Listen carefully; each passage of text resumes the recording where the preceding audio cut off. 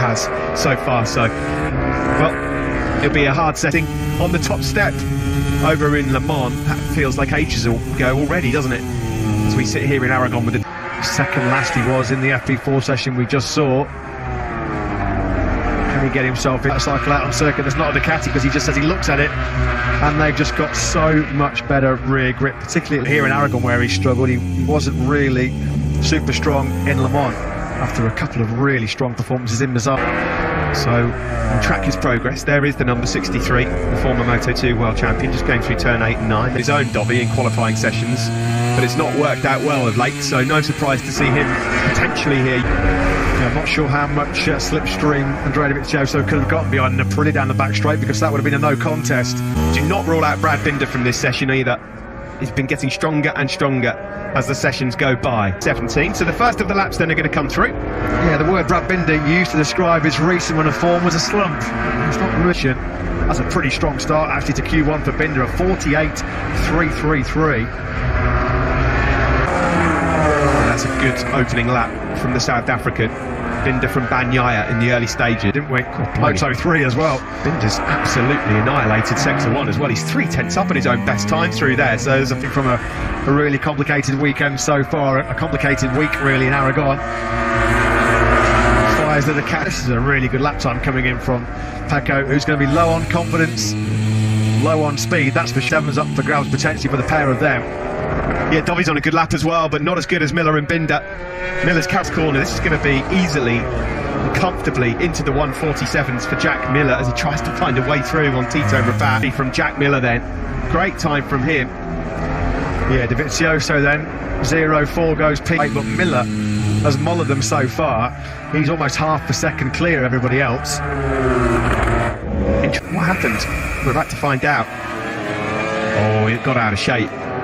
And he did well to sit this one up. Watching on at the moment, his men then. Pol Espargaro is second, Binder in 9th. Readying himself for run number 2. As it stands, Miller and Pol Espargaro would have... I am not surprised at all to see Andrea Dovizioso pop out behind Jack Miller.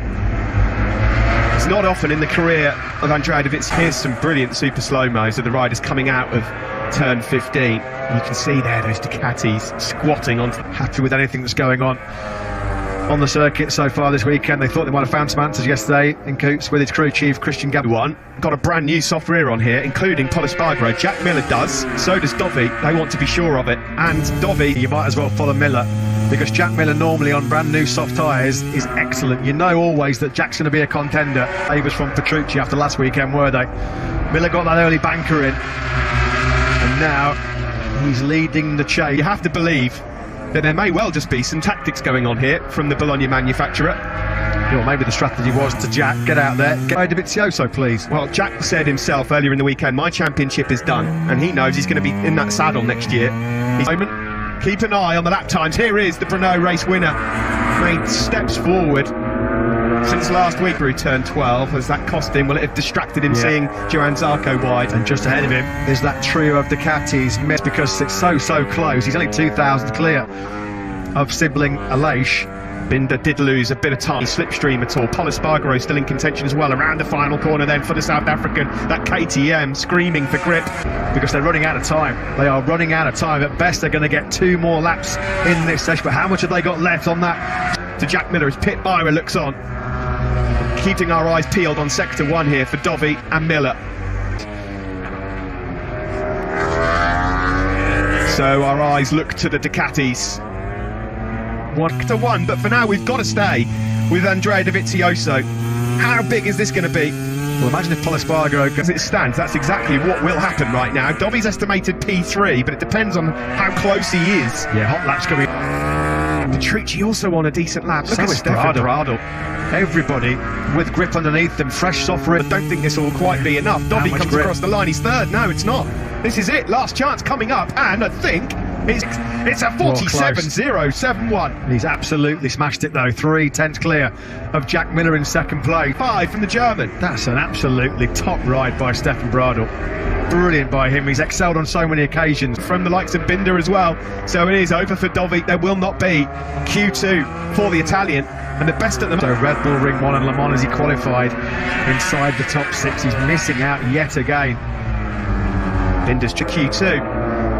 Or will he get some slipstream if they could hold on to that Ducati down the back straight, of course. You can see how vital. Brad Binder. Binder's just a little bit further back. Here he is now. Miller sits up and out of it. Is this actually going to aid Brad Binder? Do not. Monterama racing Ducati. Espargaro second. He's nicked it. So Miller's out. Zarco's he done has it. got it. He did get it late on. Oh, Aleix Espargaro for fuming. And look at There's another Dovizioso. glove going off in a Ducati garage. Dovi punted to 7th. Well, that's 17th. And he got managed not to stick in the traffic.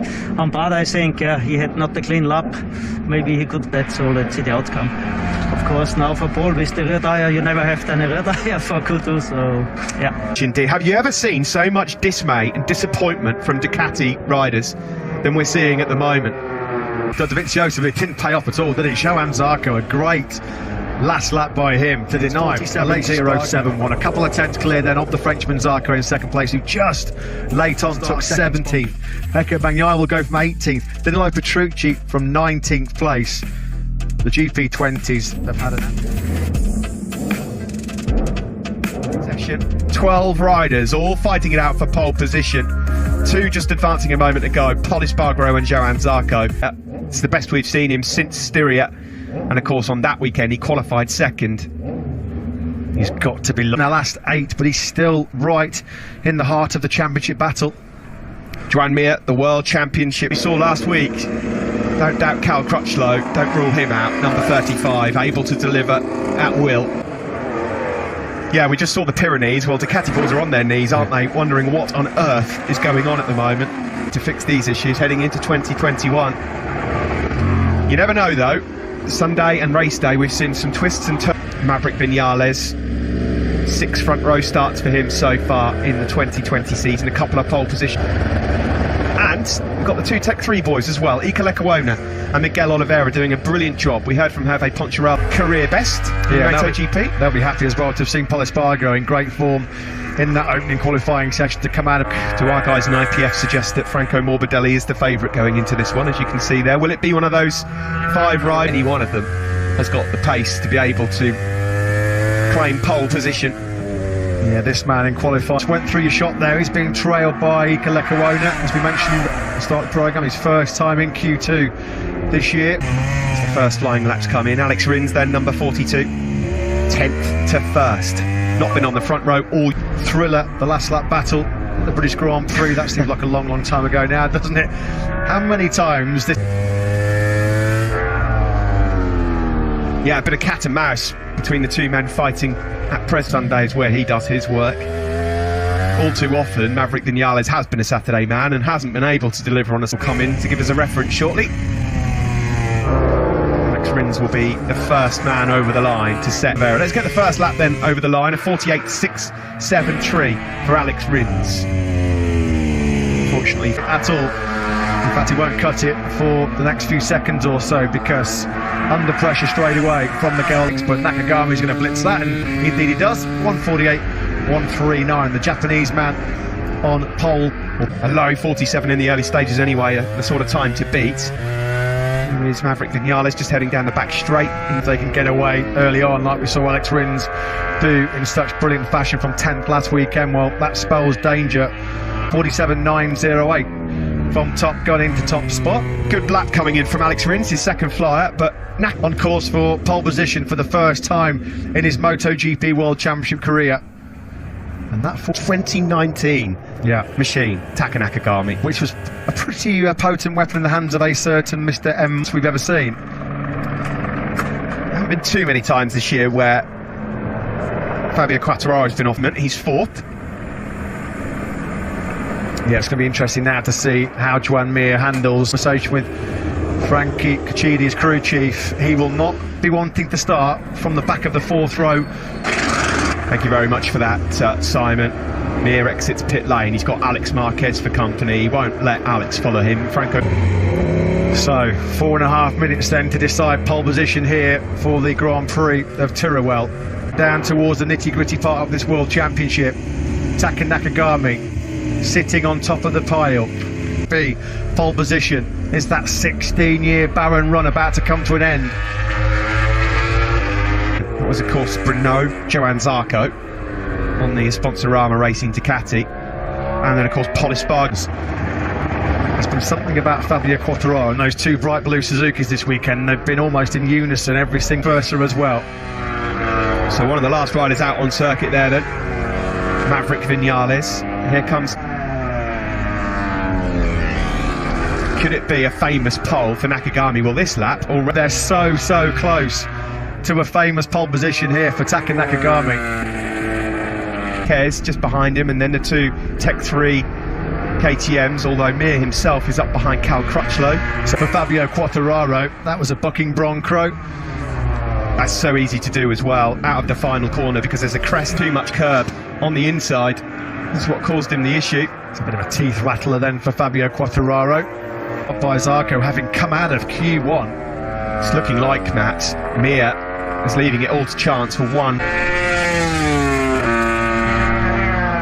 Last time he qualified in the front row was Bruno, and he managed to get on the podium as well. On the front row at the moment, but not the one we expected. That's the man who's doing the business right now, number 5, Johann Zarco. And this will be... They're all grey right now, which means that there's no one on a personal best lap. There's no one on an outright C. He's about to cross the line, bottom left of your picture, and this is it for Joan Mir.